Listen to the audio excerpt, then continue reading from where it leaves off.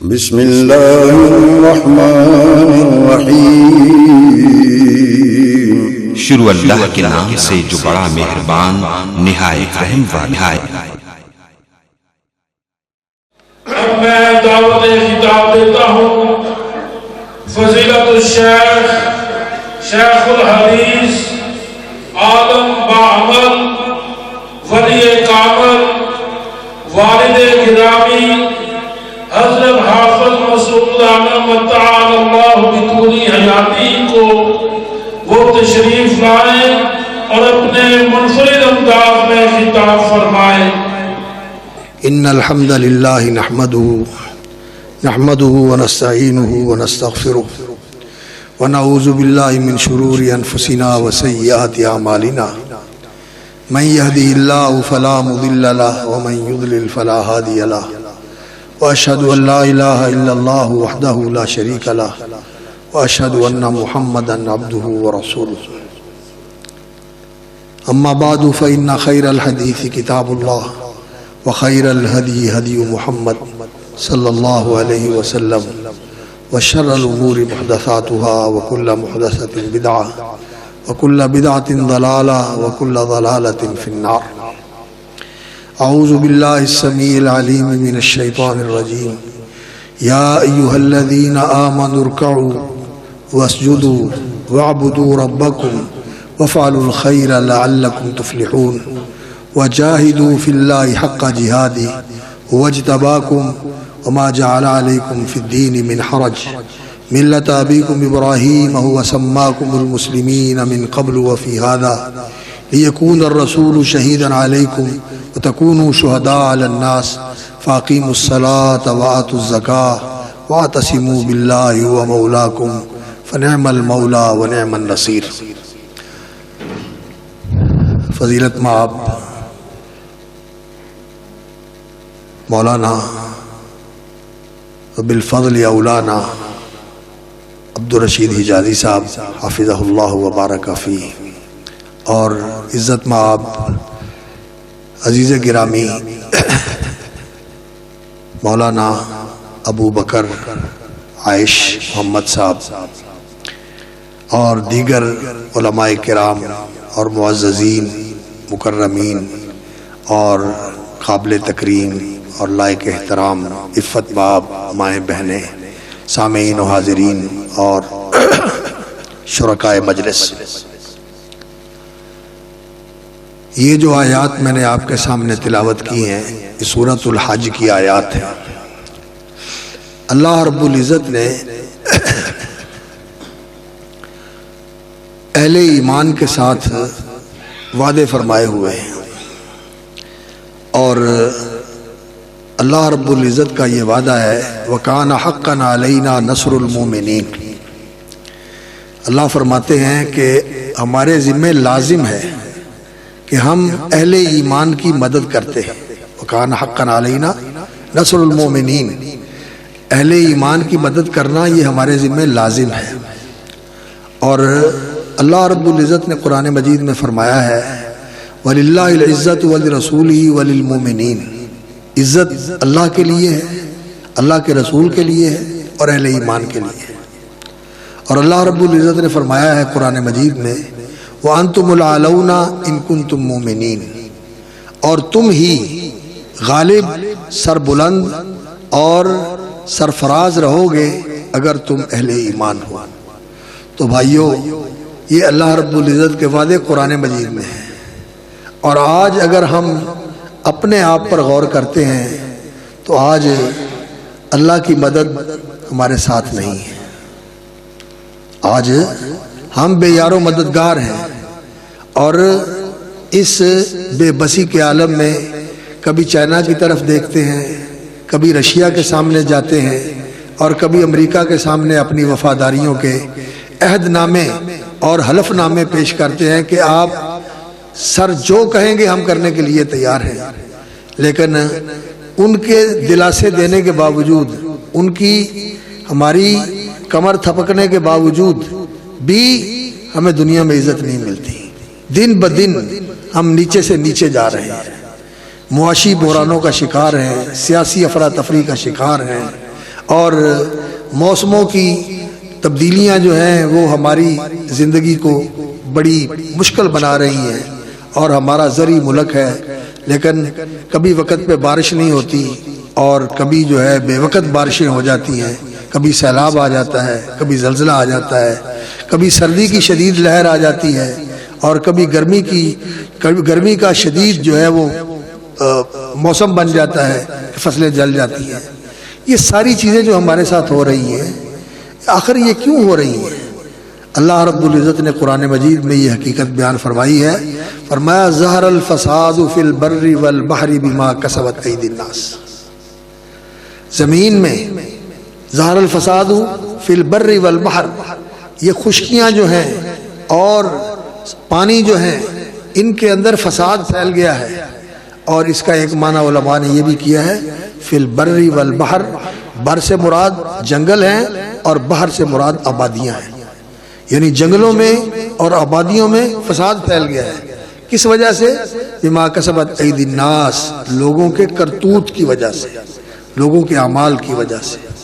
انسان کا عمل جس وقت بگڑتا ہے، عقیدہ بگڑتا ہے، سوچ بگڑتی ہے، انسان کے خیالات کے اندر جس وقت بگاڑ آتا ہے تو پھر انسان کے اعمال اور انسان کے تصرفات، اس کے اخلاق اور اس کے معاملات کے اندر بگاڑ آ جاتا ہے۔ اور جب یہ بگاڑ سوچوں سے نکل کر، عقیدے سے نکل کر پھر اعمال کے اندر آتا ہے تو پھر اس برے عمل کا اثر جو ہے وہ ماحول پر پڑتا ہے۔ انسان یہ سمجھتا ہے میں نے تو کیا اور ختم ہو گیا، نہیں، انسان جو کچھ کرتا ہے اگر نیکی کرتا ہے تو اس کا اثر بھی ماحول پر پڑتا ہے، اور اگر برا کرتا ہے تو اس کا اثر بھی ماحول پر پڑتا ہے۔ اللہ رب العزت نے یہاں یہی فرمایا کہ ظہر الفساد بما کسبت ایدی الناس، خشکی میں،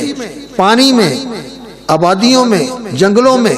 اگر فساد پھیلا ہے تو اس کا سبب کیا ہے؟ بما کسبت ایدی الناس۔ اور یہ کیوں فساد اللہ تعالیٰ رونما کرتے ہیں اور ان آثار کو اللہ رب العزت ظاہر کر دیتے ہیں؟ کس لیے؟ ظہر الفساد فی البر والبحر بما کسبت ایدی الناس لیذیقہم بعض الذی عملوا، تاکہ ہمارے عملوں کا کچھ مزہ ہمیں چکھائے اور کچھ اس کا نتیجہ ہمیں دکھائے کہ جو کچھ ہم کر رہے ہیں اس کا نتیجہ یہ ہے۔ اور انہی آیات اور ایسی ہی احادیث کی روشنی میں ایک مقولہ عربی کا بنا ہوا ہے، شیخ صاحب بیٹھے ہوئے ہیں، حدیث تو نہیں ہے، لوگ حدیث بنا کے پیش کر دیتے ہیں، حدیث تو نہیں ہے، اعمالکم امالکم، تمہارے حکمران تمہارے کرتوت ہوتے ہیں، جو کرتوت کرتے ہیں، جو عمل کرتے ہیں، جو سیرت ہوتی ہے، جو معاملہ ہوتا ہے، جو اخلاق اور جو رویہ ہوتا ہے، ویسے ہی حکمران مسلط ہوتے ہیں۔ پٹواری سے لے کر، پٹواری سے بھی نیچے کو میرا خیال ہے عہدہ ہوگا، چوکیدار ہوگا، پہلے تو بڑا اختیار ہوتا تھا چوکیدار کا، اب بھی پتہ نہیں ہے یا نہیں ہے، مجھے تو پتہ نہیں۔ اجازی صاحب جانتے ہیں ماشاءاللہ، دیہاتی ماحول کو بھی سمجھتے ہیں اور شہری کو بھی سمجھتے ہیں اور سیاسی کو بھی سمجھتے ہیں، ماشاءاللہ اللہ رب العزت نے بڑی بصیرت عطا فرمائی ہوئی۔ تو جہاں سے کام شروع ہوتا ہے، شروع سے لے کر اوپر تک سارا بگاڑ ہی بگاڑ ہے۔ اس کی وجہ کیا ہے؟ اس کی وجہ یہ ہے کہ ہمارا عمل ٹھیک نہیں ہے، عقیدہ ٹھیک نہیں ہے، عقیدے کے اندر شرک ہے، عمل ٹھیک نہیں ہے، عبادات کے اندر بدعات ہیں، معاملات ٹھیک نہیں ہیں، معاملات کے اندر ظلم ہے، معاشرت ٹھیک نہیں ہے، معاشرت کے اندر خدا خوفی نہیں ہے، گھروں کے اندر ظلم ہوتا ہے، ماں باپ بوڑھے ہو جاتے ہیں ان کو کوئی نہیں پوچھتا، بہن بھائی جو ہے ایک سوکھا ہو گیا، ایک ذرا پیچھے رہ گیا، وہ اس کی پرواہ نہیں کرتا، وہ اس کو بھول جاتا ہے۔ ہمارے معاشرت کے اندر ظلم ہے اور ہمارے معاملات کے اندر بدخائی ہے، چوری ہے، چکاری ہے، اور دوسرے کو لوٹنا ہے، دوسرے سے چھیننا ہے، دوسرے کو نقصان پہنچانا ہے، اس کو کسر لگانی ہے، یہ ہمارے معاملات ہیں۔ اللہ اکبر۔ اور عبادات کے اندر جس چیز کو بھی دیکھ لیں، ہم نے اس کو سنت کے مطابق نہیں رہنے دیا، بدل دیا، ہم نے اس کو اذان بدل دی، نماز بدل دی، عیدیں بدل ڈالی، ایک دو عیدیں تھی ہم نے کئی عیدیں بنا لی، اور سال میں رمضان کے بعد عید آتی تھی، حج کے بعد عید آتی تھی، اور اب روز ہی کوئی نہ کوئی جو ہے نا وہ کسی جگہ کے اوپر جی عید میلاد النبی ہو رہی ہے۔ اور اسی طرح عبادات کے اندر رسول اکرم صلی اللہ علیہ وسلم کی عبادت دیکھ لیں کہ آپ صلی اللہ علیہ وسلم کس طرح نماز پڑھتے تھے، کس طرح آپ روزہ رکھتے تھے، کس طرح آپ حج کرتے تھے، اور اس سکیچ کو اور اس خاکے کو جو رسول اکرم صلی اللہ علیہ وسلم کی عبادت کا احادیث میں موجود ہے، رسول اکرم صلی اللہ علیہ وسلم کی سیرت مطہرہ میں موجود ہے، اس کے مطابق اپنی نماز کو دیکھ لیں، لوگوں کی نماز کو دیکھ لیں۔ ابھی میں داخل ہوا تو شیخ صاحب بتا رہے تھے، حضرت میاں باقر صاحب رحمۃ اللہ علیہ کا تذکرہ فرما رہے تھے کہ وہ صبح، میرے بھی بچپن کی بات ہے، ہمارے والد صاحب کے ساتھ تو ان کا بہت ہی گہرا تعلق تھا، چونکہ وہ ہمارے والد صاحب کے مرشد تھے۔ ہمارے والد صاحب کی دین کی طرف رجوع جو ہے وہ ان کے ہاتھ پہ ہوا تھا، اور انہوں نے والد صاحب کو پھر دین کی طرف متوجہ کیا تھا کہ بیٹا تو عالم بن جا، اور ان کے پاس ہی انہوں نے علم پڑھنا شروع کیا، اور پھر وہ اللہ کے فضل سے ماشاءاللہ عالم بنے، اور پھر والد صاحب کے پاس وہ شرک پور میں تشریف لایا کرتے تھے، اور دو تین دن ہمارے گھر میں قیام کیا کرتے تھے، دو تین دن قیام کیا کرتے تھے۔ اور اللہ رب العزت کا کرنا بھی یہ، والد صاحب نے بتایا کہ میرا وجود جو ہے یہ بھی ان کی دعا کا ثمر تھا۔ انہوں نے دعا کی تو والد صاحب کہتے ہیں اللہ رب العزت نے بیٹا تو ہمیں عطا فرمایا۔ انہوں نے دعا کی تھی، والدہ کو بھی ساتھ بٹھا لیا، والد صاحب کو بھی بٹھا لیا، تہجد کی نماز پڑھی گھر میں، اور تینوں نے مل کر دعا کی، اللہ رب العزت نے خیر ڈال دی۔ تو بہت ہی ماشاءاللہ ان کے پیچھے میں نے بھی نمازیں پڑھی ہیں، فجر کی نمازیں، صبح کی نماز کے بعد درس بھی دیتے تھے، اور فجر کی نماز ماشاءاللہ سورۃ الرحمن اور سورۃ الواقعہ دونوں پڑھنی ہو، سورۃ الواقعہ اور سورۃ الرحمن دونوں پڑھ دینی، اور جہاں سے قرآن پڑھنا انہوں نے شروع کرنا۔ حالانکہ وہ حافظ مشہور نہیں تھے، میاں صاحب مشہور تھے، لیکن قرآن کا ان کا اس طرح استحضار تھا اور اتنا اچھا ترجمہ کرتے تھے، اللہ اکبر۔ تو خیر بات یہ ہو رہی تھی کہ رسول اکرم صلی اللہ علیہ وسلم کی نماز کا رنگ اب نظر نہیں آتا، رسول اکرم صلی اللہ علیہ وسلم کی نماز کا رنگ ہماری نمازوں میں نظر نہیں آتا۔ ہم تو خیر اپنے آپ کو اہل حدیث کہتے ہیں، اہل سنت والجماعت کہتے ہیں، ہم اپنے آپ کو یہ کہتے ہیں کہ ہم نبی صلی اللہ علیہ وسلم کے طریقے کے مطابق چلنے والے ہیں، اور آپ سے محبت کے بھی بڑے بڑے بلند باغ دعوے کرتے ہیں، لیکن رسول اکرم صلی اللہ علیہ وسلم کی سنتیں ہماری زندگی میں نہیں ہیں۔ کہتا ہے جی عقیدہ تو بڑا اچھا ہے لیکن نماز نہیں پڑھتا، عقیدہ تو بڑا اچھا ہے لیکن یہ سنت جو ہے نا اس کی توفیق نہیں ملی ابھی تک۔ کیسی بات ہے یہ؟ نہیں، انسان اگر اہل سنت ہے تو سب سے پہلے پہچان تو انسان کی کس سے ہوتی ہے؟ اس کے چہرے سے۔ وَمَن يُسْلِمْ وَجْهَهُ إِلَى اللَّهِ، جو اپنے چہرے کو اللہ کا مطیع کر دے، وَهُوَ مُحْسِنٌ، اور وہ نیکوکار ہو، فَقَدِ اسْتَمْسَكَ بِالْعُرْوَةِ الْوُثْقَىٰ، اس نے مضبوط سہارا تھام لیا، اس نے ایسے کڑے کو ہاتھ ڈال لیا جو کبھی ٹوٹنے والا نہیں، کبھی چھوٹنے والا نہیں، پار ہو جائے گا انشاءاللہ، منزل مقصود تک پہنچ جائے گا۔ تو انسان کو صحیح معنوں میں مسلم بننا چاہیے۔ تو خیر میں عرض یہ کر رہا تھا کہ ہماری عبادتیں وہ نہیں رہی، ہمارے معاملات وہ نہیں رہے، ان کے معاملات ہوتے تھے خیر خائی کے معاملات، خیر خائی کے معاملات۔ ہمارا معاملہ جو ہوتا ہے آیا ہوا لینے کے لیے، اس کو چکر دو، لینے کچھ آیا ہے دے کچھ اور دو، اور پیسے بھی زیادہ سمیٹ لو اور پلے بھی کچھ نہ ڈالو۔ ہماری دکانداری یہ ہے، جھوٹ بولنا اور چکر دے کے، اور وہ جو ہے وہ اس چکر میں آیا ہوتا ہے کہ میں لے کے جاؤں جعلی نوٹ، اس کو دے کے آ جاؤں اور سامان بھی لے جاؤں۔ وہ جعلی نوٹ لے کے ان کو چلانے کی کوشش کرتا ہے، اور یہ جو ہے وہ اس کو 2 نمبر مال بن گیا، اب تو 10 نمبر ہو گیا، اب تو 2 نمبر بھی مل جائے تو بڑی بات ہوتی ہے۔ تو اب یہ صورتحال بن گئی ہے، معاملات کے اندر خیر خائی نہیں، معاملات کے اندر صدق نہیں، صفائی نہیں، اور معاشرت کے اندر احسان نہیں، خیر خائی نہیں، عزت اور احترام نہیں، اکرام نہیں ہے، اور عبادات کے اندر اتباع سنت نہیں، اخلاص اور للہیت نہیں ہے، اور عقیدے کے اندر توحید نہیں ہے، عقیدے کے اندر توحید نہیں۔ یہ بگاڑ ہے جو پھیلا ہوا ہے پورے معاشرے کے اندر۔ اس بگاڑ کی اصلاح اگر کی جائے اور پھر دین زندہ کیا جائے، وہ دین جو اللہ نے اتارا ہے، جس کے بارے میں اللہ رب العزت نے سارے نبیوں کو یہی وحی کی تھی، شرع لکم من الدین ما وصى به نوحا والذی اوحینا الیک وما وصینا به ابراہیم وموسیٰ وعیسیٰ ان اقیموا الدین۔ کیا وحی فرمائی؟ فرمایا شرع لکم الدین، شرع لکم من الدین ما وصى به نوحا، تمہارے لیے وہی دین اللہ نے مقرر کیا ہے جو نوح علیہ السلام کے تھا، جو نوح علیہ السلام کا دین تھا۔ دین سارے نبیوں کا ایک رہا، آدم علیہ السلام سے لے کر محمد الرسول اللہ صلی اللہ علیہ وسلم تک سارے نبیوں کا ایک دین تھا، اور وہ کیا تھا؟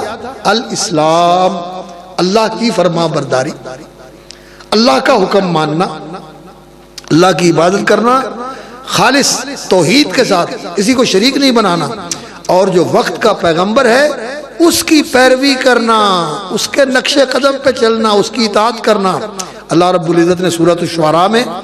سورۃ الاعراف میں نبیوں کی دعوت بیان فرمائی تو اعبدوا اللہ ما لکم من الہ غیرہ، توحید کا بیان فرمایا کہ اللہ کی عبادت کرو، اللہ کے ساتھ کسی کو شریک نہیں بنانا، اور سورۃ الشعراء میں نبیوں کی دعوت بیان فرمائی تو فاتقوا اللہ واطیعون، اللہ کا تقوی اختیار کرو، اور اللہ کا تقوی ہوتا ہے اللہ کی فرما برداری کرنا، جو حکم دیا ہے اسے مانو، جس سے منع کیا اس سے باز رہو، تقوی اس کا نام ہے، فعل المامور و ترک المحظور، جو حکم ہے اس کو پورا کرو اور جس سے روک دیا اس سے باز رہو، یہ تقوی ہے۔ فاتقوا اللہ، اللہ کی فرما برداری کرو، اللہ کی عبادت گزاری کرو، اللہ کی فرما برداری کرو، واطیعون، اور میری اطاعت کرو۔ پیغمبر کا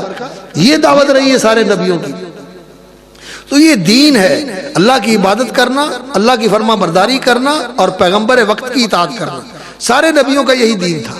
یہ دین اسلام ہے۔ ان الدین عند اللہ الاسلام، اس لیے کہ اللہ کے ہاں دین اسلام ہے، فرما برداری کا نام ہے۔ تو سارے نبیوں کا دین کیا تھا جو اللہ نے مقرر کیا، اور ان اقیم الدین، اور ان کو وہی کیا کی گئی تھی کہ اس دین کو اپنی زندگی میں قائم کرو۔ اقیم الصلاۃ کا معنی کیا ہوتا ہے کہ تمہاری زندگی میں نماز پوری ہونی چاہیے، 5 وقت کی نماز پڑھو، بنا سنوار کے پڑھو، اس کا وضو بھی صحیح کرو، اس کا وقت بھی صحیح رکھو، اور جماعت کے ساتھ پڑھو، اور پورے آداب اور پورے واجبات اور پوری شروط اور پورے ارکان کے ساتھ اس کو ادا کرو، یہ نماز کو قائم کرنا ہوتا ہے۔ تو انا اقیم الدین کا معنی کیا ہوگا؟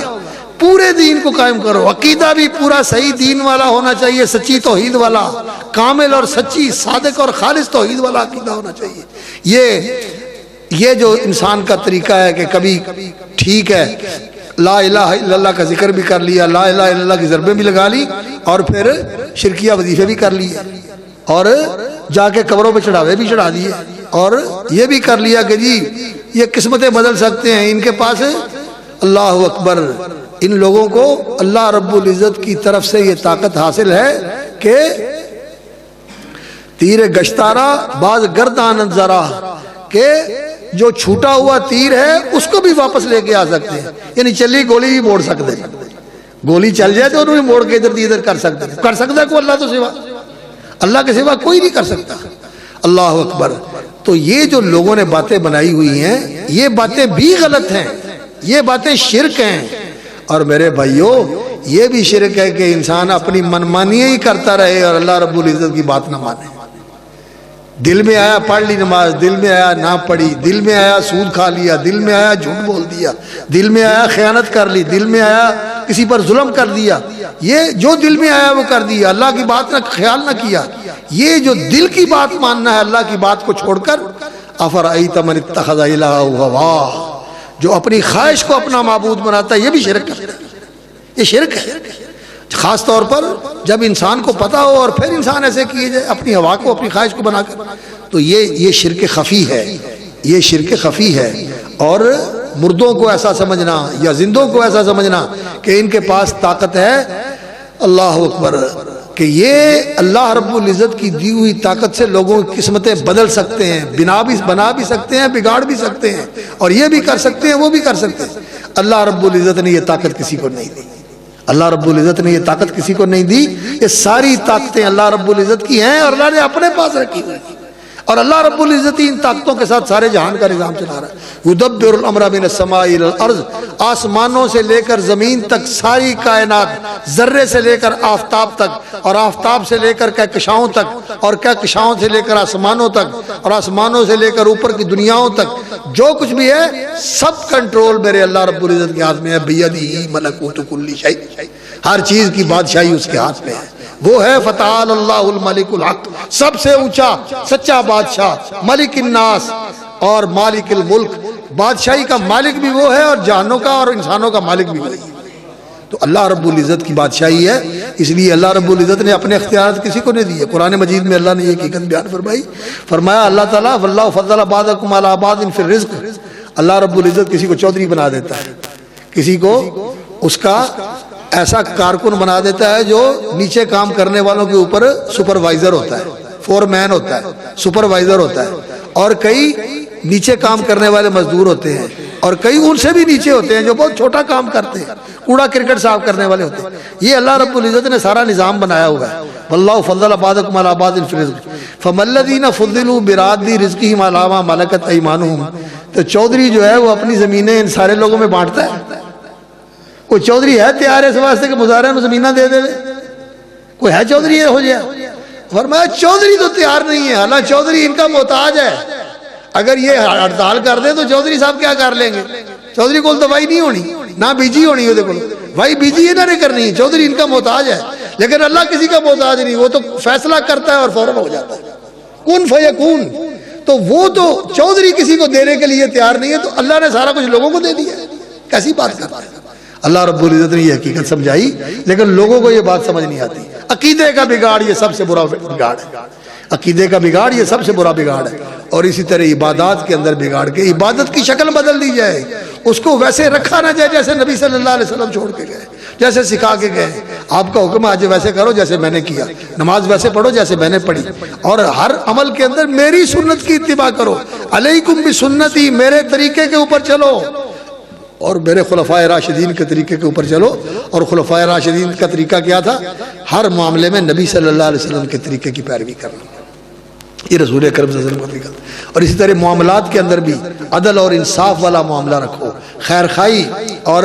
دوسروں کے ساتھ بھلائی کرنے والا معاملہ رکھو، اور اخلاق کے اندر اللہ اکبر ایسا اخلاق بناؤ جس میں حسد نہ ہو، جس میں بغض نہ ہو، جس میں دوسروں کو حقیر سمجھنا نہ ہو، اور اپنے آپ کے اندر تکبر کرنا نہ ہو۔ اخلاق کے اندر تکبر سب سے بڑی برائی ہے، کہ انسان اپنے آپ میں بڑا بن کے رہے۔ تو ایک صحابی نے پوچھا یا رسول اللہ کہ آدمی کو یہ تو اچھا لگتا ہے کہ میرے کپڑے اچھے ہوں، میرا جوتا اچھا ہو، تو کیا یہ تکبر میں آتا ہے؟ فرمایا یہ تکبر نہیں کہ انسان اچھے کپڑے پہنے، اچھا جوتا پہنے، اچھا انسان کا لباس اور رہنا سہنا ہو۔ تکبر یہ ہے بطر الحق وغمت الناس، کہ انسان کے سامنے حق آ جائے اور کہہ لے میں ان ماننا ہوا ہے فلانے نے حق ہے،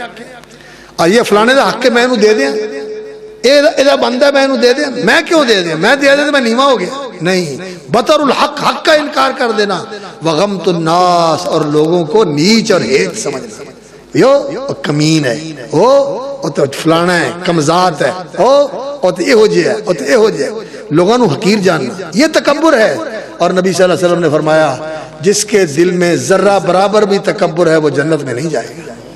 جنت میں نہیں جائے گا۔ لا يدخل الجنة من كان في قلبه مثقال حبة خردل من کبر، او کما قال صلی اللہ علیہ وسلم۔ تکبر نہیں کرنا، حسد نہیں کرنا۔ حسد کیا ہے؟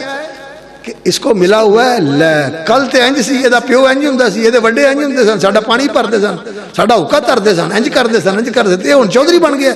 ایسی تیسی ہے دی شالا ککھ نہ رہے دا،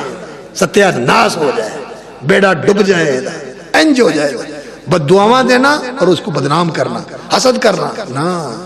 غلط بات ہے۔ حسد بہت بری چیز ہے، نیکیوں کو برباد کر دیتا ہے، اور یہ اللہ پر ناراض ہونے والا ہے۔ ہاں یہ کہو یا اللہ اس کو دیا مجھے بھی دے دے، اس کو مبارک کر، اس کے لیے جو دیا ہوا ہے اس کو بابرکت بنا، یا اللہ مجھے بھی اچھا کر دے۔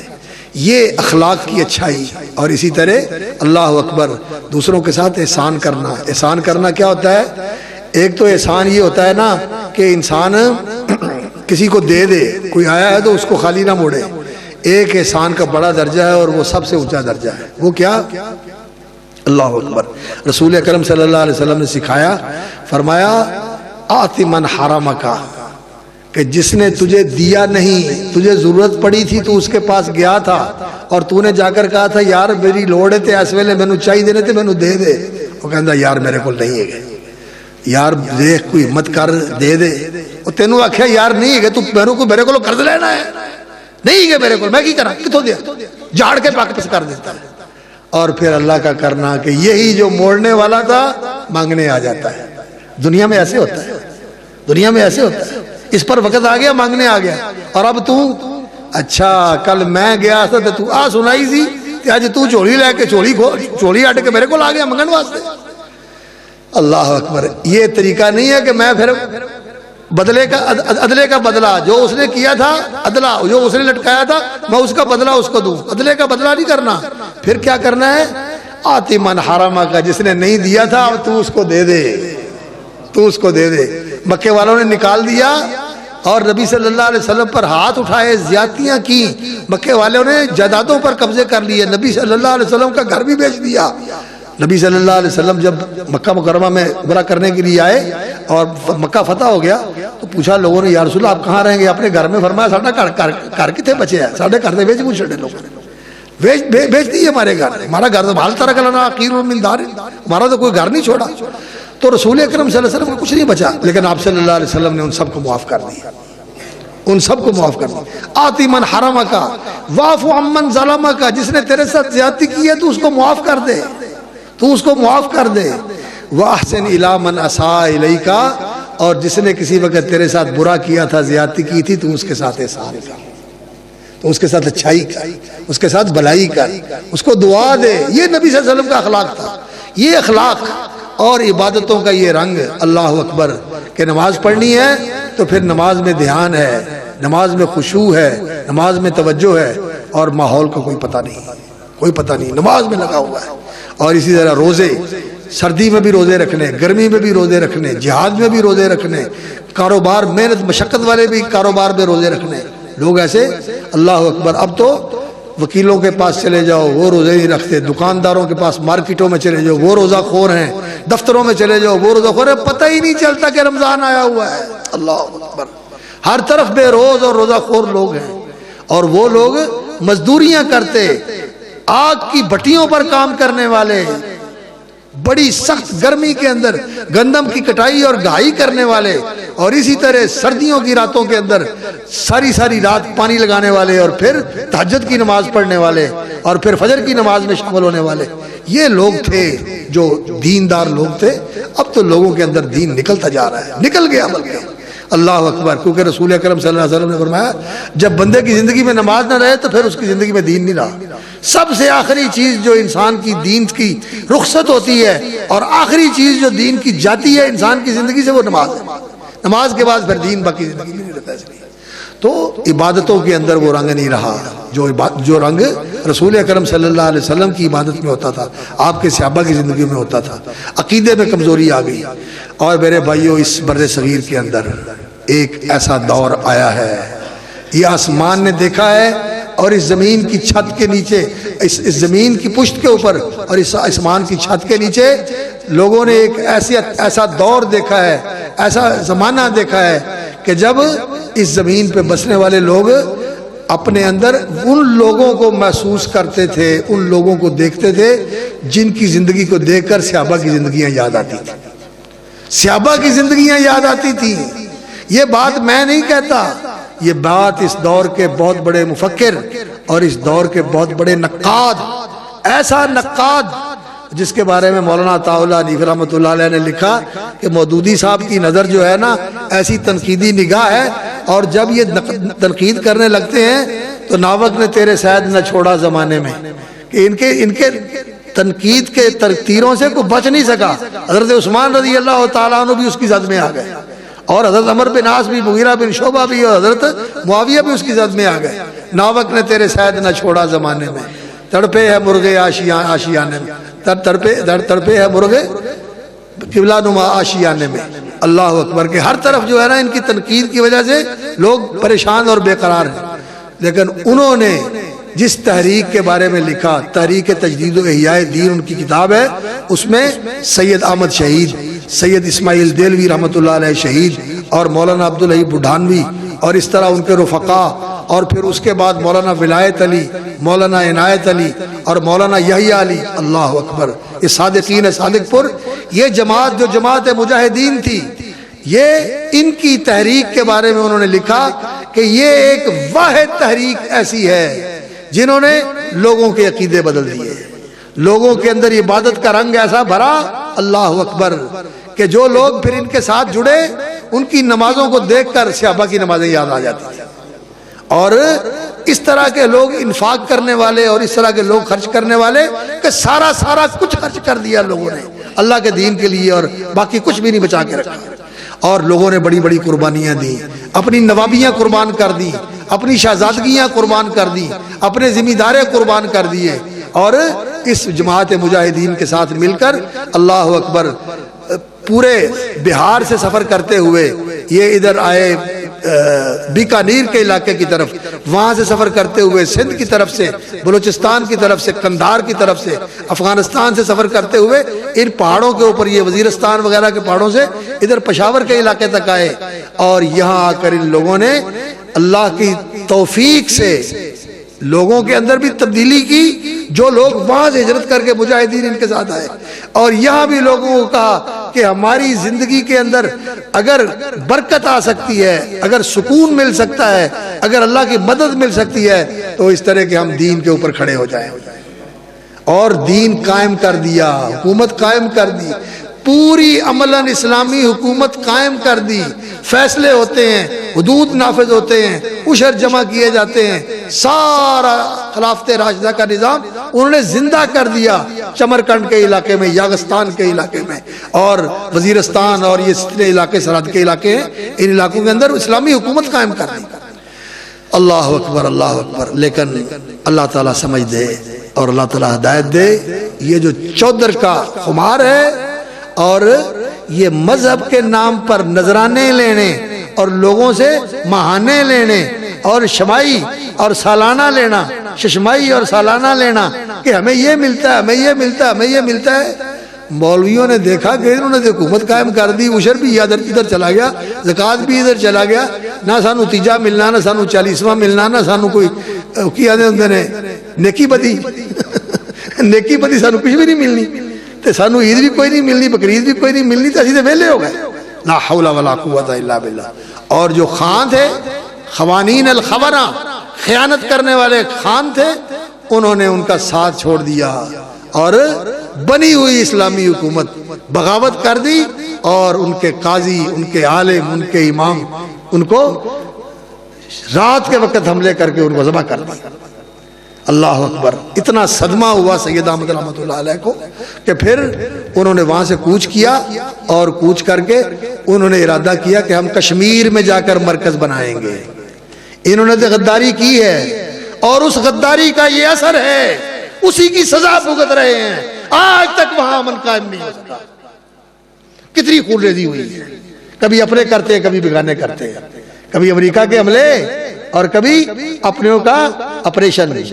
اپنے اپریشن کرتے ہیں کن کے لیے، اور کبھی ادھر سے آ کر لوگ جو ہے نا وہ کرتے ہیں، یہ سزا بھگت رہے ہیں۔ اللہ اکبر۔ ایک نسل جو ہے وہ جرم کرتی ہے اور کئی نسلیں سزا بھگتتی ہیں، اس لیے اللہ تعالیٰ سے پناہ مانگنی چاہیے، اور انسان کو اپنی زندگی کے اندر غلط کام نہیں کرنا چاہیے۔ جو نیکی کرتا ہے، بڑوں کی نیکیاں نسلوں کے کام آتی ہیں۔ وَكَانَ أَبُوهُمَا صَالِحًا، ان کا باپ نیک تھا، اس لیے اللہ رب العزت نے وقت کے پیغمبر اور بہت بڑے ولی اللہ ان سے مزدوری لی اور کہا ان کی دیوار کو سیدھا کر دو۔ اللہ نے دیوار سیدھی کروا دی۔ نیک اولاد، نیک ماں باپ کی اولاد کو اللہ رب العزت ان کی نیکیوں کا فیض پہنچاتا ہے، اور اگر ماں باپ نے جرم کیے ہو تو نسلیں بھگتتی ہیں۔ نسلوں کو جرموں کی سزا سے بچانے کے لیے آج توبہ کر لیں، آج اللہ کی طرف آ جائیں۔ تو ان علاقوں کے اندر اس وجہ سے ابھی تک کچھ تو خون جاری ہے، خون بہ رہا ہے، اللہ معاف فرمائے۔ اور انہوں نے ارادہ کیا کہ یہ جو علاقہ ہے گلیات کا، اس علاقے سے ہو کر کشمیر کا سفر کریں گے اور کشمیر کو مرکز بنائیں گے، اس لیے کہ یہاں علی الحمدانی جو ایک بزرگ آئے تھے، انہوں نے کشمیر سے پھر اس پورے علاقے گلگت اور بلتستان اور کوہستان اور یہ جو سارے علاقے ہیں، ان علاقوں کے اندر انہوں نے دین کی تبلیغ کی اور لوگوں کو مسلمان کیا۔ تو انہوں نے یہ ارادہ کیا تھا کہ اس کو مرکز بنایا جائے گا، یہ اس پورے خطے کا، یہ پورا پنجاب اور اسی طرح سندھ اور اسی طرح بلوچستان، ان کے درمیان میں جیسے اب ہم جو کہتے ہیں نا کشمیر ہماری شاہراہ ہے، واقع در کشمیر پاکستان کی شاہراہ ہے، لیکن سازش کی وجہ سے کشمیر ہم سے چھن گیا، اور اب تو صورتحال یہ ہے کہ کشمیر کو بھول جاؤ۔ جو کہتے تھے نا کہ ہم کشمیر کو، اللہ اکبر، کشمیر بزور شمشیر، اب انہوں نے بھی اور ہی راستے اختیار کر لیے، انہوں نے بھی اور ہی راستے اختیار کر لیے، وہ بھول گئے ہیں شمشیر کو، اب پرچی آ گئی ہے، اب پرچی کے ذریعے ہوگا، پرچی کے ذریعے پہلے کیا ہو گیا ہے تو تم کر لو گے۔ اللہ تعالیٰ سمجھ دے اور اللہ تعالیٰ ہدایت دے۔ تو بہرحال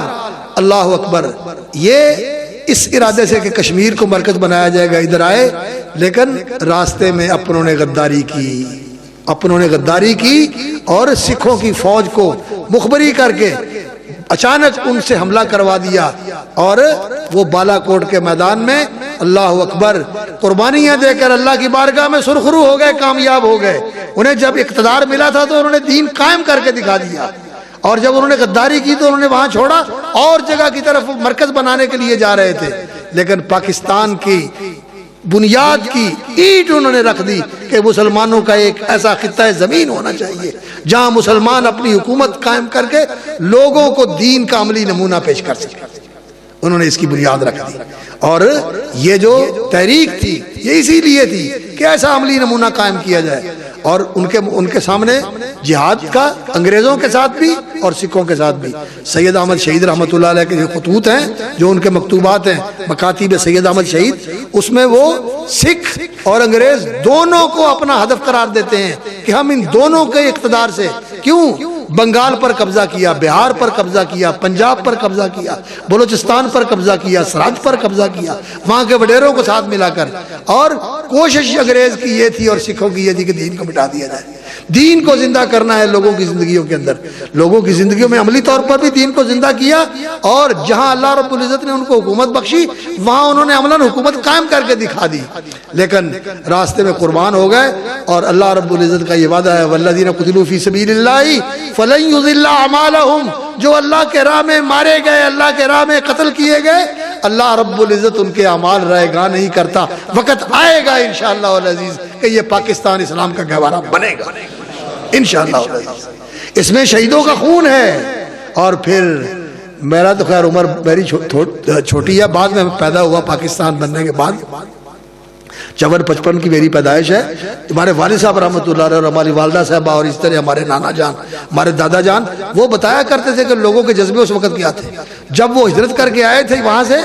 تو وہ کہتے تھے کہ ہم تو اسی نیت سے آئے تھے کہ ہم اسی طرح ہجرت کر کے جا رہے ہیں جیسے لوگوں نے مکے سے ہجرت کی تھی مدینے کے لیے، اور دوسرے علاقوں سے لوگ ہجرت کر کے آتے تھے، اور یہی کہتے تھے کہ ہم اسلام کی سرزمین میں جا رہے ہیں۔ لیکن اللہ تعالیٰ سمجھ دے اور اللہ تعالیٰ ہدایت دے ہماری قوت مقتدرہ کو اور ہماری بیوروکریسی کو، سول اور فوجی دونوں کو اللہ ہدایت دے، اور ہمارے یہ کالے کوٹ والے اور کالے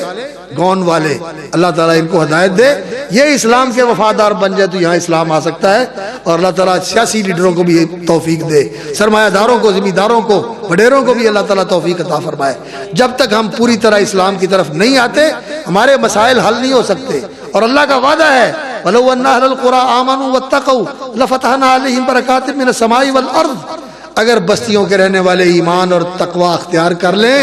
اللہ فرماتے ہیں لَفَتَحْنَا عَلَيْهِمْ بَرَكَاتٍ مِّنَ السَّمَاءِ وَالْأَرْضِ، آسمان سے بھی برکتیں برسیں اور زمین سے بھی برکتیں نکلیں۔ اللہ اوپر سے بھی برکتیں دے گا، زمین سے بھی برکتیں نکلے گی، سارے قرضے اتر جائیں گے، سارے مسئلے حل ہو جائیں گے، امن ہو جائے گا۔ اسلام سے سلامتی ملتی ہے، ایمان سے امن ملتا ہے، اور احسان سے للذین احسنوا الحسنی، ان کے لیے تو ایسا اچھا انجام ہے کہ ہر چیز اچھی ہو جاتی ہے، اچھی سے اچھی ہو جاتی ہے، اچھی سے اچھی ہو جاتی ہے ہر چیز۔ للذین احسنوا الحسنی وزیادہ، جنت بھی حسنہ ہے، اور دنیا میں بھی اللہ رب العزت للذین احسنوا فی ہذہ الدنیا حسنہ، اس دنیا میں بھی اللہ اچھائی نصیب کرتے ہیں، اور آخرت میں بھی اللہ نے ان کے لیے اچھائی رکھی ہوئی ہے۔ تو میرے بھائیوں، اس تحریک کی تاریخ اور اس تحریک کے کارنامے یاد رکھنے کے ہیں، اور کوشش اس بات کی کرنی ہے کہ اس مشن کو بھی زندہ رکھا جائے، اس عزم اور اس جذبے کو بھی زندہ رکھا جائے، اور کوشش کی جائے کہ ہم نے جتنی ہماری زندگی ہے اسی عزم کے ساتھ، اسی جوش، اسی جذبے کے ساتھ اور اسی پختہ ارادے کے ساتھ دین کو اپنی زندگیوں میں قائم کرنے کی کوشش کرنی ہے، عقیدے کو درست رکھنا ہے، عبادات کا اہتمام کرنا ہے، معاملات کو شریعت کے مطابق بنانا ہے، اور اللہ تعالیٰ غریق رحمت کرے ہمارے مخدوم محترم رحمہ اللہ وغفر اللہ مولانا عائش محمد صاحب رحمہ اللہ، انہوں نے شرعی عدالت بنائی ہوئی تھی، جماعت مجاہدین کی شرعی عدالت بنائی ہوئی تھی، شرعی عدالت بنائی ہوئی تھی، اور قتل تک کے فیصلے، بڑے بڑے مشکل فیصلے، وہ اس عدالت میں مجھے بھی اس میں شرکت کا اللہ رب العزت نے موقع عطا فرمایا، میں بھی اس میں شامل ہوتا تھا مشاورت کے اندر، تو فیصلے آ جاتے تھے۔ اللہ تعالیٰ حجازی صاحب کو بھی سلامت رکھے، انہوں نے بھی بہت سارے ہمارے ساتھ مل کر فیصلے کیے، اور بڑی ماشاءاللہ اللہ نے ان کو بصیرت دی ہے، پنچایتی امور کو بہت اچھے طریقے سے حل کر لیتے ہیں۔ تو شریعت کے مطابق فیصلے اپنی زندگی کے اندر کرنے ہیں، اور شریعت کو بالادستی دینی ہے، شریعت کو سب سے اوپر رکھنا ہے۔ جہاں اللہ اور اس کے رسول کا حکم آ جائے بس سمعنا واطعنا آمنا وصدقنا، مان لیا اور اس کی تصدیق کی اور سن لیا اور قبول کر لیا، بس یہ طریقہ ہونا چاہیے، دین کو قائم کرنا ہے۔ اور آیت کا ترجمہ کر کے میں بات ختم کرتا ہوں، کافی وقت ہو گیا۔ اللہ اکبر۔ اللہ رب العزت نے جو زندگی کا دستور دیا ہے اہل ایمان کو، جن کی مدد کا وعدہ کیا، جن کو کہا کہ وہ تم سر بلند رہو گے، جن کے لیے عزت ہے، ان کو اللہ رب العزت کہتے کیا ہے؟ اللہ ان سے فرماتے ہیں یا ایھا الذین آمنوا ارکعوا، اے ایمان والو اللہ کے سامنے جھک جاؤ، پکڑنا نہیں، جھکنا ہے، اللہ کے حکم کے سامنے جھکنا ہے، اللہ کے دین کے سامنے جھکنا ہے، اللہ کے فرمان کے سامنے جھکنا ہے، اللہ کے قانون اور اللہ کی شریعت کے سامنے جھکنا ہے۔ یا ایھا الذین آمنوا ارکعوا، اور اللہ کے سامنے سجدہ ریز ہو جاؤ، ارکعوا واسجدوا، اور اللہ کے سامنے سجدہ ریز ہو جاؤ۔ سجدہ، نماز بھی سجدہ ہے اور رکوع ہے، نماز بھی قائم کرو اور اللہ کے سامنے ایسے اپنے آپ کو ڈال دو کہ انسان اپنی ساری حیثیتیں ختم کر دے۔ یا اللہ میں کچھ بھی نہیں اور تو سب کچھ، میں فقیر محتاج، بالکل تہی دامن کلاش، بالکل کچھ بھی میرے پاس نہیں ہے اور تو سارے خزانوں کا مالک، سارے جہانوں کا مالک۔ وَلِلَّهِ خَزَائِنُ السَّمَاوَاتِ وَالْأَرْضِ وَإِن مِّن شَيْءٍ إِلَّا عِندَنَا خَزَائِنُهُ، ہر چیز کے خزانے اللہ تیرے پاس، لَهُ مَقَالِيدُ السَّمَاوَاتِ وَالْأَرْضِ، زمین و آسمان کے خزانوں کی کنجیاں اس کے پاس، سارے جہان کے خزانے اس کے پاس، اور میں فقیر، سوالی، مانگت، فقیر، بکاری، اس کے سامنے مانگنے والا۔ یا ایھا الناس انتم الفقراء الی اللہ، اللہ کے سامنے انسان اپنے آپ کو ڈال دے اور پھر اس سے مانگے۔ یا ایھا الذین آمنوا ارکعوا واسجدوا واعبدوا ربکم، اور ساری زندگی اللہ کی عبادت میں صرف کرو۔ عبادت صرف نماز نہیں ہے، عبادت صرف تسبیح نہیں ہے، عبادت صرف ذکر نہیں ہے، عبادت صرف روزہ نہیں ہے، عبادت صرف حج نہیں ہے، یہ تو عبادت کے سب سے بڑے ارکان ہیں، یہ عبادت کے دائم ارکان اور عبادت کی بنیادیں ہیں، ان کے اوپر عبادت کھڑی ہوتی ہے۔ نماز، اللہ اکبر، یہ ایسی عبادت ہے جس میں دل بھی عبادت میں لگا ہوتا ہے، زبان بھی عبادت میں لگی ہوتی ہے، جسم بھی عبادت میں لگا ہوتا ہے، اور انسان کی سوچیں اور انسان کی فکر بھی اللہ رب العزت کی طرف متوجہ ہوتی ہے۔ یہ ایسی عبادت ہے، پورا جسم اللہ کی عبادت میں ہوتا ہے۔ روزہ، یہ اللہ رب العزت کی ایسی عبادت ہے جب کوئی نہیں دیکھتا تو پھر بھی انسان عبادت میں ہوتا ہے، کھاتا بھی نہیں، کوئی غلط عمل بھی نہیں کرتا کہ میں روزے دار ہوں، آنکھ کو بھی بچاتا ہے، کان کو بھی بچاتا ہے، زبان کو بھی بچاتا ہے، اور اپنے دوسرے اعضاء کی بھی حفاظت کرتا ہے کہ میں روزے میں ہوں، کوئی ایسا کام نہیں کرنا روزے کے منافی ہو۔ اور زکوٰۃ، یہ مال کی قربانی، اللہ رب العزت کا حکم ہے کہ مال میں سے 2.5% دے، عشر زمین میں سے اگر بارانی ہے تو اس میں سے 10واں حصہ دو، اور اگر شاہی ہے اور نہری ہے اور پانی خرید کے لگاتے ہو، ٹیوب ویل وغیرہ کا پانی، اس پہ خرچہ آتا ہے تو پھر اس میں سے نصف العشر 20واں حصہ دو۔ اللہ رب العزت نے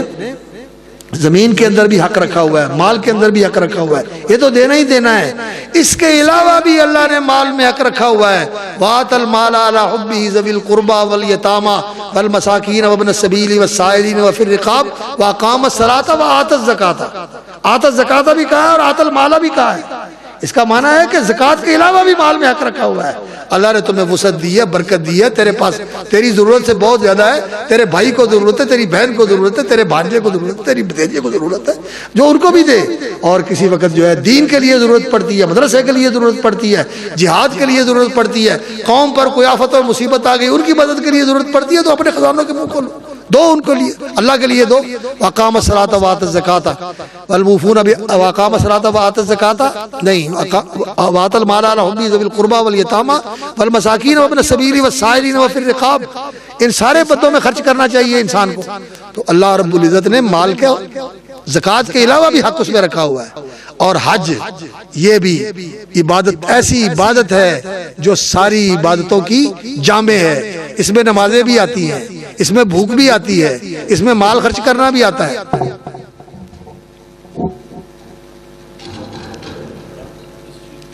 اس میں مال خرچ کرنا بھی آتا ہے۔ تو یہ عبادت جو ہے بڑی جامع ترین عبادت ہے،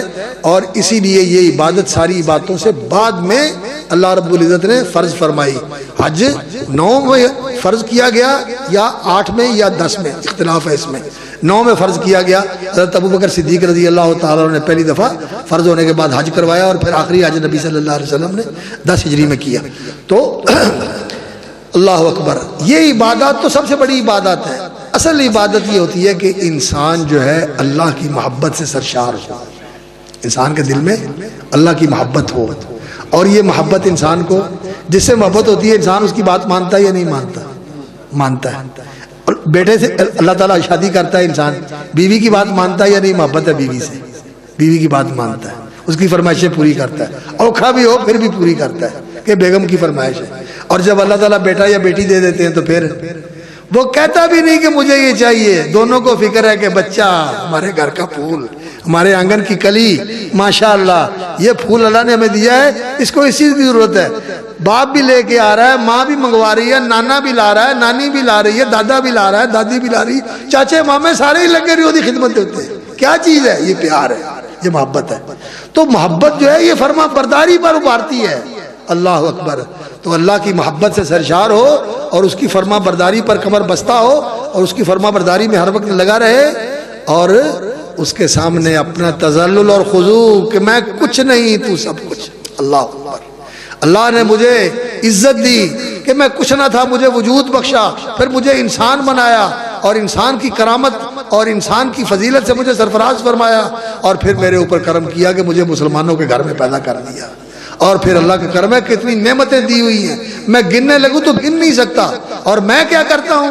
غفلت میں زندگی گزر رہی ہے، معاصی میں زندگی گزر رہی ہے، نافرمانی میں زندگی گزر رہی ہے. اپنے آپ کو انسان ہیچ اور نیچ سمجھے، کمتر اور کمترین سمجھے، اور اپنے آپ کو اللہ کے سامنے ذلیل کر دے. وہ عزت والا ہے اور ہم اس کے سامنے اللہ اکبر بچھے ہوئے ہیں، مٹے ہوئے ہیں، کچھ نہیں ہے، بالکل ناچیز ہے، وہی سب کچھ ہے.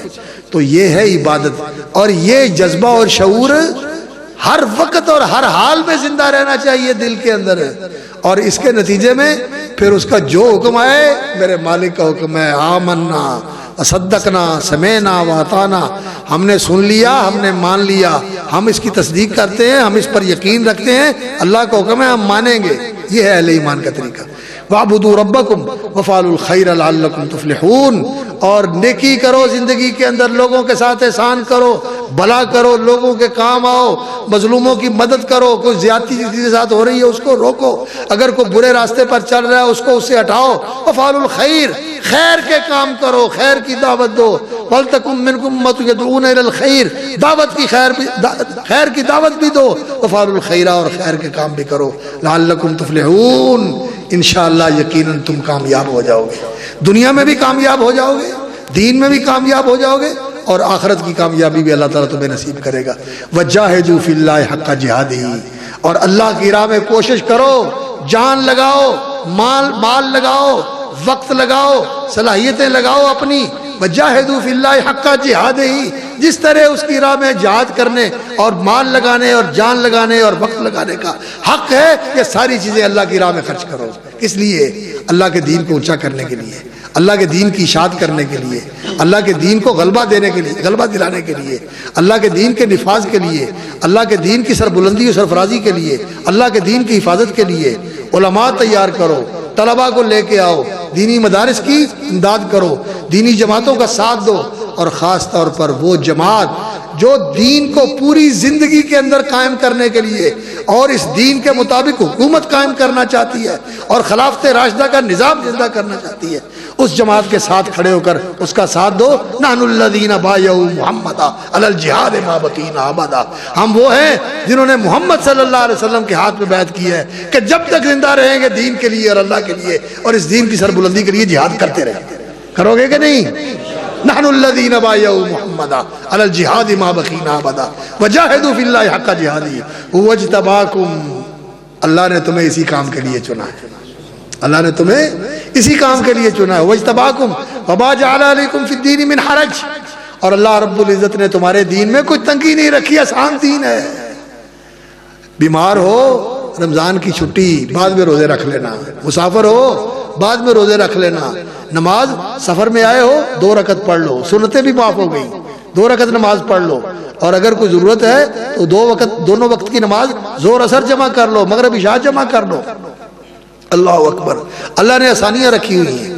اور اسی طرح اللہ رب العزت نے ہر معاملے کے اندر آسانی، دین یرید اللہ بکم اليسر، اللہ تعالیٰ تمہارے لیے آسانی چاہتے ہیں، تمہارے لیے اللہ نے آسانی رکھی ہوئی ہے۔ الدین یسر، نبی صلی اللہ علیہ وسلم نے فرمایا ہمارا دین آسان ہے، اور اس میں جو کوئی سختی کی طرف جانا چاہے تو پھر وہ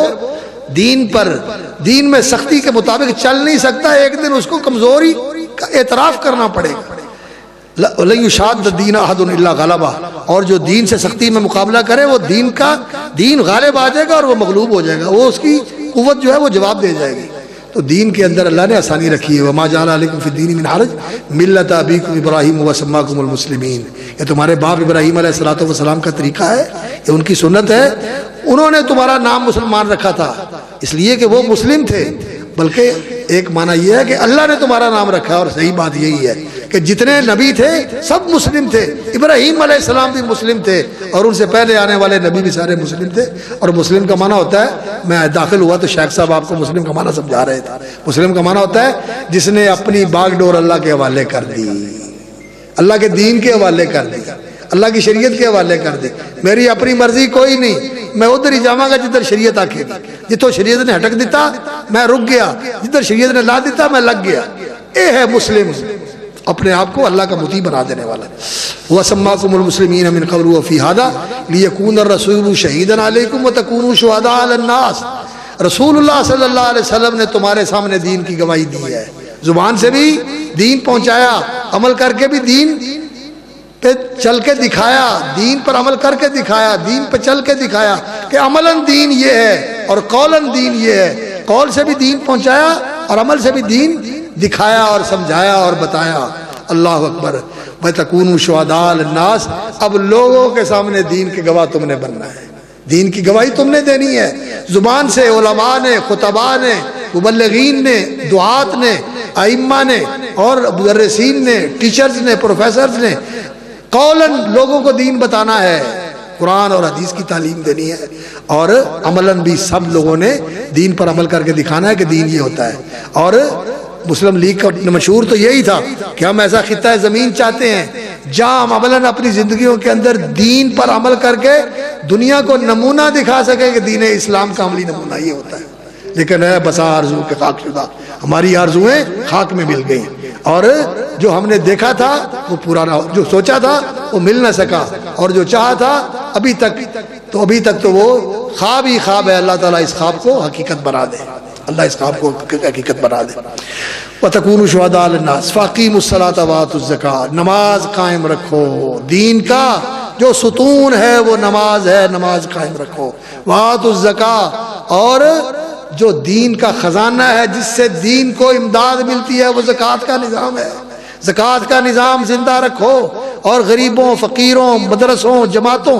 جو دینی ادارے ہیں ان کے اوپر زکوٰۃ میں سے دو، اور زکوٰۃ کے علاوہ بھی اس پہ دو، زکوٰۃ کے علاوہ بھی دو، اپنے طیب مال میں سے دو، اپنی ذات پہ خرچ کرتے ہو اس میں سے نکال کے اللہ کے لیے دو۔ اقیموا الصلاۃ وآتوا الزکاۃ واعتصموا باللہ، اور اللہ رب العزت کو مضبوطی سے پکڑ لو۔ اللہ کو پکڑنا کیا ہے؟ اللہ کی رسی کو پکڑنا، یہ اللہ کی رسی ہے۔ واعتصموا بحبل اللہ، اللہ کی رسی کو پکڑ لو، یہ اللہ کی رسی ہے، اس کا ایک سرا اللہ کے ہاتھ میں، ایک سرا تمہارے ہاتھ میں۔ القرآن هو حبل اللہ المتین طرفہ بید اللہ و طرفہ بیدیکم، قرآن یہ اللہ کی رسی ہے، اس کا ایک سرا اللہ کے ہاتھ میں ہے، ایک سرا تمہارے ہاتھ میں ہے، اس رسی کو پکڑ لو، یہ تمہیں اللہ سے جوڑ دے گی۔ وَاعْتَصِمُوا بِاللَّهِ هُوَ مَوْلَاكُمْ، وہ ہے تمہارا کارساز، وہ ہے تمہارا دوست، وہ ہے تمہارا محبوب، وہ ہے تمہارا آقا، وہ ہے تمہارا مولا، وہ ہے تمہارا مددگار۔ وہ مولاکم نعم المولا و نعم النصیر، جس کی اللہ کے ساتھ لگ گئی اس کو کسی کی ضرورت نہیں، جو اللہ سے ساتھ جڑ گیا اس کو سب کچھ مل گیا، جس کا وہ کارساز وہی مددگار بہترین ہے۔ نعم المولا، بہترین کارساز اور مددگار ہے، و نعم النصیر، اور بہترین مددگار ہے۔ اللہ کی مدد اگر ہم چاہتے ہیں تو یہ دستور ہے، اس دستور کی روشنی میں اپنے آپ کو لے کر چلیں اور اپنی زندگی کے اندر دین کو قائم کریں، اور جماعت مجاہدین والے جذبے کو اپنے اندر زندہ کریں، اور دین کے علم بردار بنیں، دین کے پہرے دار بنے، دین کے وفادار بنے، دین کے خادم بنے اور دین کے خادموں کے خادم بنے، انشاءاللہ العزیز اللہ دن بدل دے گا، دعاؤں کے ساتھ بھی بدل دے گا اور محنت کے ساتھ بھی بدل دے گا۔ جو اللہ تعالیٰ کے بندے ہوتے ہیں اللہ ان کی کوششوں کو رائے گار نہیں جانے دیتے، ضرور اللہ تعالیٰ دن بدلے گا۔ اللہ رب العزت سے دعا ہے کہ اللہ رب العزت ہمیں اس راستے پہ قائم دائم رکھے اور اللہ تعالیٰ اس پہ استقامت بخشے اور اللہ رب العزت اسی پہ رکھے، سلامت جئیں اسی پہ اور برے بھی اسی راستے کے اوپر، اور اسی راستے پہ جانے والوں کے ساتھ اللہ ملائے رسول اکرم صلی اللہ علیہ وسلم، آپ کے صحابہ اور ان کی راہ پہ چلنے والے مجاہدین، محدثین، اہل الحدیث، اہل السنہ والجماعہ، اہل خیر، اہل تقوی، اہل احسان، جتنے بھی ان کے پیچھے چلنے والے تھے اللہ تعالیٰ ان سب کے ساتھ ہمیں شامل کرے اور جنت میں اللہ تعالیٰ ہمیں اکٹھا فرمائے۔ جیسے اللہ کے گھر میں جمع ہے اللہ تعالیٰ اپنی کرامت اور رحمت کے گھر جنت میں اکٹھا فرما دے۔ سبحان ربک رب العزت عما یصفون وسلام علی المرسلین والحمد للہ رب العالمین۔